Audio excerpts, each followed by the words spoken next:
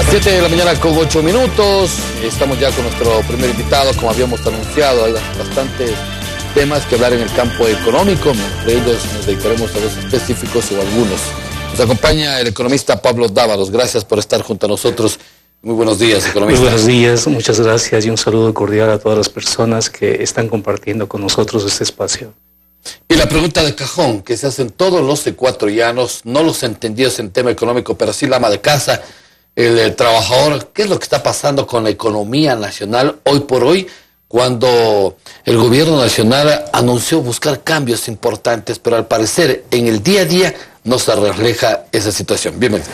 Hay preocupación, muchísima preocupación en los hogares ecuatorianos que constatan que el costo de la vida es cada vez más alto, no hay empleo, las personas, sobre todo los jóvenes, son duramente castigados porque los mercados laborales no están reactivándose, no hay inversión pública, el presidente de la República no ha inaugurado en todo este periodo ni siquiera un aula escolar, más bien hay un proceso de desinversión pública y esa preocupación se traduce en la falta de confianza y falta de optimismo con respecto al futuro. La gente ya no le cree al presidente Lenín Moreno. Creo que el hecho de que él haya dado la conducción de la economía a los grandes grupos empresariales y que estos estén legislando en beneficio propio y no en beneficio de la sociedad, hace que la gente, que el ciudadano ecuatoriano, los hogares ecuatorianos constaten con preocupación, con pesimismo, con incertidumbre el futuro de un presidente que no les vende certezas, de un presidente que no sabe cómo moverse en el mediano y en el largo plazo, al menos a nivel económico. Llevamos la herencia de un gobierno que estuvo 10 años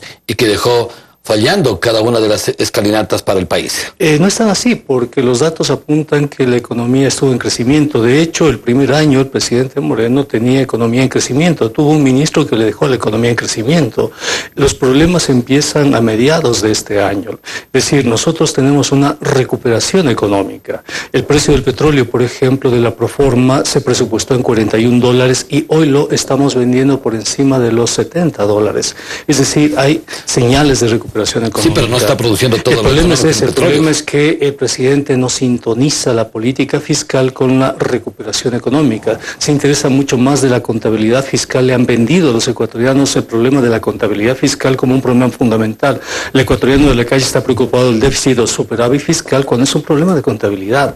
El ecuatoriano y el presidente deben estar preocupados de cómo redistribuir, cómo generar equidad, cómo generar empleo. Y lamentablemente creo que el Ministerio de Economía está fallando en eso, ha fallado en darle certezas al país, ha fallado en darle expectativas y en generar empleo, que es lo que necesita la sociedad ecuatoriana. ¿Cómo manejarnos económicamente? Porque si está un modelo, un pensamiento de izquierda, nos topamos mal. Si viene un modelo de derecha, también nos sentimos mal. ¿Cuál es el camino que debe manejarse entonces? Pienso que el camino es la democracia. Pienso que un presidente debe, y de una u otra manera, trabajar en función de su pueblo, de su sociedad, de sus electores. Creo que un político debe ser coherente con lo que dice. Si un político le dice una cosa y hace otra cosa, eso me parece deshonestidad intelectual. Lenín Moreno llegó a la presidencia con una agenda, con una propuesta, con un conjunto de ideas que no son las que hoy está llevando adelante en la práctica. Si Lenín Moreno le hubiese presentado al país esa agenda, le hubiese dicho, mire, yo voy a subir el precio del gas, de la gasolina, del diésel, yo no voy a contratar empleo público, yo voy a desinvertir, yo voy a privatizar, yo voy a gobernar con los empresarios y demás, entonces habría sido honesto, pues, ¿no? Y la gente habría sabido por quién votar. Creo que es un acto de deshonestidad en decirle una cosa al país y actuar de otra forma, ¿no? Entonces los políticos, creo yo, tienen que ser honestos con su sociedad, honestos con sus electores, y cuando no son honestos los electores tienen que reclamar a sus políticos. En este momento estamos viviendo un contexto de mucha incertidumbre, un contexto en el cual los ecuatorianos nos preguntamos cómo es posible que se haya aprobado una ley tan inmoral como la ley de fomento productivo. ¿Por qué? Ejemplo, ¿no? Porque es inmoral perdonar deudas en firme a grandes grupos económicos y descargar el costo de la crisis en el conjunto del país. Es inmoral perdonar $4.000 millones y recaudar 40 millones en el aumento de la gasolina, del diésel, etcétera, ¿no? Más o menos como ejemplo. Entonces, eso no está bien. Es inmoral perdonar impuestos a grandes grupos empresariales a propósito de la reactivación económica cuando su responsabilidad empresarial es muy pequeña, no llega en promedio promedio al 2% de sus ingresos, ¿no? Entonces, eso es inmoral. Es ético legislar en función del pueblo. Fíjate tú, el SRI tenía deudas en firme, es decir, deudas que había que cobrar. Y el ministro de Finanzas perdonó esas deudas en firme. Eso es inmoral, eso no es ético. Esa es una falta moral con respecto al país, con respecto a los ciudadanos. Ahora mirémosle el futuro del país. Está a puertas de terminar este año 2018, sin embargo ya hay que ir pensando cuál debería y cómo debería manejarse la proforma presupuestaria para el 2019. Pero hay que pensar también que hay un déficit, cómo canalizarlo uno con lo otro.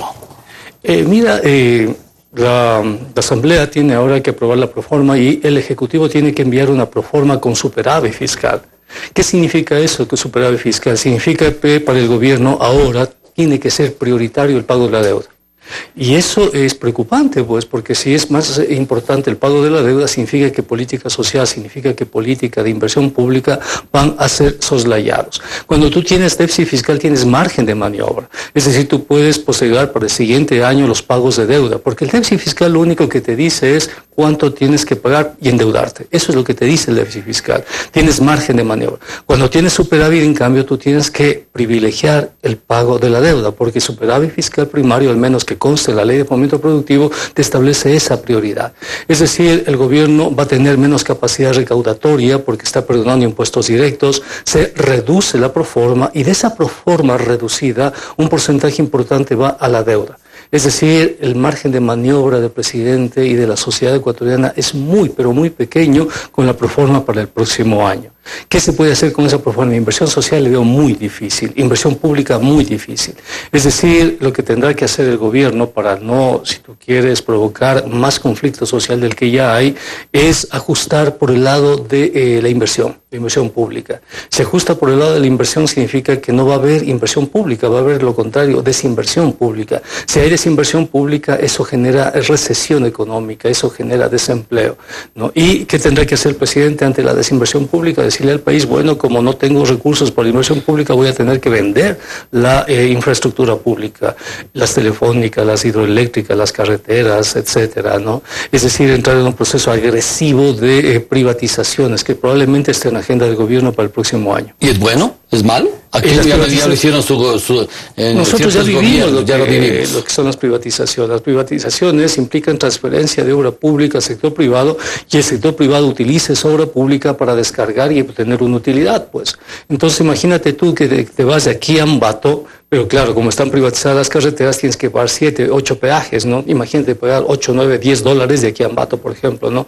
Te vas de aquí a Ibarra, ahora pagas dos peajes. Pero imagínate, se privatiza eso, vas a tener que pagar 6, 7, 8 peajes, y eso significa 10, 12, 15 dólares, ¿no? Porque es la rentabilidad de la empresa, en definitiva, lo que está en juego en la privatización. Imagínate las tarifas eléctricas. Ahora pagas una determinada cantidad. Cuando se privaticen, esa cantidad que hoy estás pagando se multiplica por 2, se multiplica por 3, porque la empresa tiene que recuperar su inversión y su rentabilidad, ¿no? Entonces, eso significa la privatización. ¿Y cuál es la salida? ¿La renegociación con los países que prestaron dinero, como este caso China, donde el presidente va a acudir? El mes de enero de este año, como parte del Foro de Economía Heterodoxa, le entregamos 46 medidas económicas al presidente que consideraban, por ejemplo, la disminución del impuesto al valor agregado para que la gente tenga mayor capacidad adquisitiva, la disminución de las tasas de interés, el cambio del impuesto a la salida de divisas como un encaje bancario y la conformación de un banco de exportaciones e importaciones, etcétera, ¿no? Le entregamos medidas, el presidente tenía en su escritorio medidas, pero resulta que el presidente decidió, en vez de adoptar un conjunto de medidas de reactivación económica, entregar la economía a los grandes empresarios. Y ahora el país está viviendo las consecuencias de esa decisión. ¿Y una renegociación nuevamente con China? Las renegociaciones pueden darse. Le dijimos al presidente, renegocie con China. Tenga liquidez en la economía, proteja la liquidez. Vivimos un contexto de dolarización que es muy delicado sostenerlo, ¿no? ¿Y qué hizo el presidente? El presidente nos dijo, sí, muchas gracias, muy amables por su propuesta, pero por favor, señores neoliberales, señores empresarios, voy a trabajar con ustedes, voy a gobernar con ustedes, ¿no? Y eso significa un cambio radical con respecto a lo que propuso a sus electores, y las consecuencias de esa política son graves, significan recesión, desempleo, crisis social. Pero se entiende que esta ley de fomento productivo es para crear producción, que venga inversión extranjera, que los empresarios también participen directamente, generen empleo, se salga de este sistema a recursos económicos, que no se lo va a ver en 4 o 5 meses. Muchos hablan de que serían para el 2019. Así se camina. No, es una ley absolutamente inmoral, absolutamente inmoral. Algún rato, cuando tengamos institucionalidad, tendremos que revisar esa ley y tendremos que cambiarla. Quizá un nuevo gobierno tendrá que cambiar esa ley. Es absolutamente inmoral, no es ética esa ley. Fíjate tú que el primer artículo de esa ley es la remisión. O sea, y no es así, pues. Si tú querías fomentar la producción, tenías que bajar las tasas de interés, tenías que dar apoyos a la pequeña y mediana industria, tenías que soportar estrategias de integración vertical y horizontal con las empresas, ¿no? Sobre todo las pequeñas, que son las que absorben más empleo.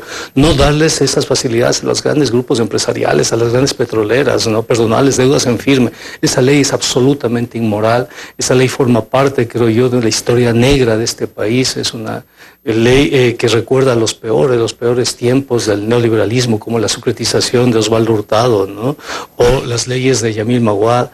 Ojalá, espero de todo corazón, por el bien de la sociedad ecuatoriana, que algún momento revisemos esa ley, la cambiemos y podamos cobrar los impuestos de estos grandes grupos empresariales. ¿Usted lo que está pasando en el país le echa la culpa al anterior gobierno? No, lo que está pasando en el país es decisión de Lenín Moreno de haberle entregado la economía a los grandes grupos económicos. Ese es lo que estamos viviendo ahora, el fracaso de los grandes empresarios al conducir la economía, porque ellos ven sus intereses, ellos no ven los intereses de la sociedad, ellos no se preocupan por la sociedad. Para ellos es más importante su balance, su chequera, sus expectativas, no el conjunto de la sociedad. ¿Cuánto es el déficit actual del país? Mira, el déficit se ha corregido. La proforma se aprobó con un déficit de 8.000 millones de dólares. Eso es el déficit. ¿Qué significa el déficit? No significa cuánto te vas a endeudar para cubrir eso. Teníamos un déficit primario de alrededor de unos 3.000 millones de dólares, de los cuales el 90% correspondían a intereses de la deuda, y teníamos que pagar la amortización de capital. Sumando eso se hacían 8.000. Y conforme a eso tú presentas una estrategia de renegociación de eso, una estrategia de financiamiento, que son 8.000 millones. Si tú hubieses cobrado lo que tenías de la deuda, más el incremento del precio del petróleo, que podía haberse triangulado vía crédito interno, habría resuelto el déficit tranquilamente. No tenías ninguna necesidad, ¿no? Y te dabas margen para hacer inversión en obra pública, para hacer inversión social, para utilizar el gasto estatal como un motor en la reactivación económica, y en este momento estaríamos generando más empleo. La economía estaría creciendo más. Lamentablemente el presidente se equivocó. ¿Y la deuda del país? Se equivocó. La deuda del país está en la deuda interna y externa, está alrededor de 65.000 millones, de los cuales la mitad es externa y la mitad es interna. La externa es la más difícil de todas. La interna se puede renegociar, ¿no? Y es interesante que la deuda externa, el mayor porcentaje de deuda externa la hizo este gobierno. Este gobierno tuvo una enorme capacidad de endeudamiento externo, sobre todo en los últimos meses. Y finalizo, para muchos lo que se mira en los medios de comunicación, en el campo internacional, podemos caer en lo que está sucediendo con lo que vive Argentina. ¿A ese podría ir el país? Es un escenario plausible. Por eso el presidente tiene que revisar inmediatamente ya, por ejemplo, si es conveniente para el país que los empresarios sigan manejando la economía. Yo creo que los empresarios tienen que salir de la economía. Creo que es necesario revisar esa ley de fomento productivo. Necesitamos una asamblea más consecuente, más coherente. Lamentablemente la asamblea no cumple sus responsabilidades con el electorado, con la sociedad. Entonces hay que cuidarse de ese escenario. Todavía tenemos posibilidades de salir de ese escenario, de no entrar en ese escenario, ¿no? Esperemos que el presidente rectifique, esperemos que el presidente cambie. Caso contrario, es cierto, ¿no? Tenemos la posibilidad de ese escenario. Muchísimas gracias a nuestro invitado, el economista Pablo Dávalos. Hemos hecho un análisis de cómo anda y camina la situación económica del país. Gracias por acompañarnos. Vamos al corte y regresamos con más invitados. Ya viene nuestro compañero de noticias también, quien nos acompañará, Carlos Ibarra, con el doctor Marco Villarruel, para hablar acerca de la ley de comunicación. Volvemos.